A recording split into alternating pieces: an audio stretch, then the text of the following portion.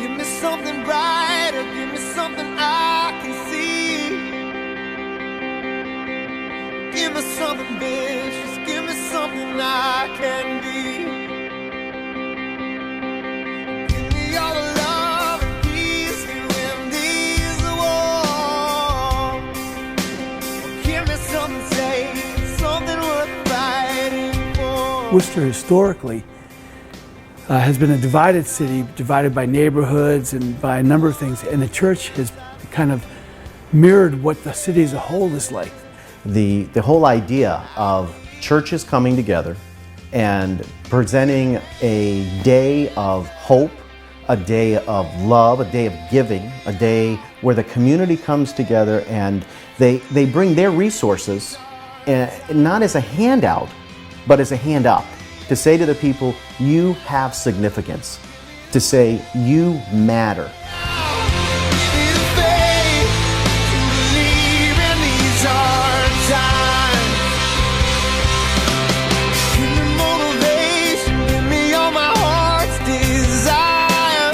And then I said, well, why are you coming here? This is the worst neighborhood in the city for you to be in. There are shootings here. Are you sure you want to be here? He said, we believe God's called us here because we believe God wants you and the people who live here to know that you're not forgotten. You haven't fallen through the cracks, that there are people that I care about you, God cares about you, the church cares about you, and we want to be part of the way God reveals His goodness and His love to you. We want you to know that you are close to God's heart.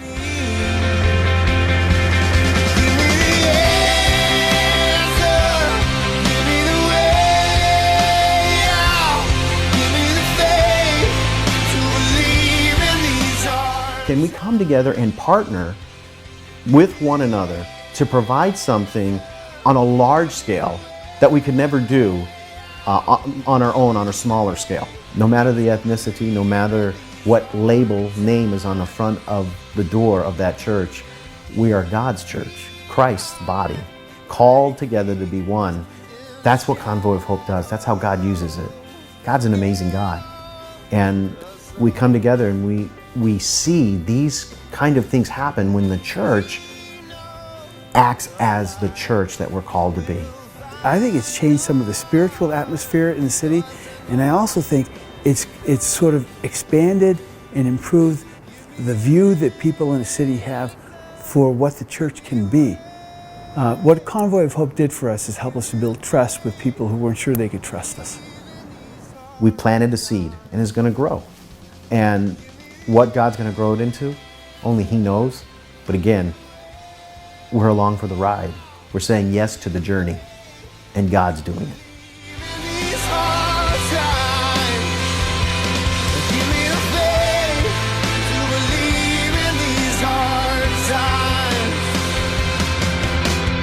And it showed us that even in some of the worst neighborhoods in the city, we can make a difference. I think it's expanded our vision for what we can do and what we can be and who we can be in the city. You see, I call that revival.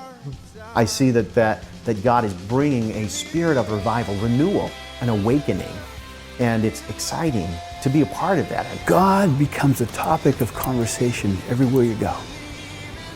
That to me is the definition of revival. I think that's what God wants to do. I've got this vision of people hearing about Worcester and saying, we need to go to Worcester because that's a city where God is living. We want to go see what God's doing in that city of Worcester because we've heard stories and we want to see if they're true. That's what I think God is going to do, and that's what I'm looking forward to.